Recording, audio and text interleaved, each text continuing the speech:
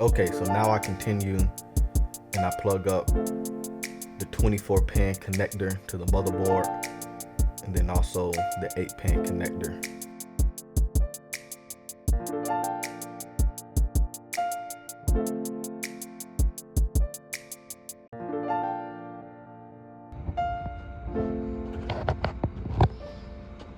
So right here, you see where it says power SW. So it's these two right here.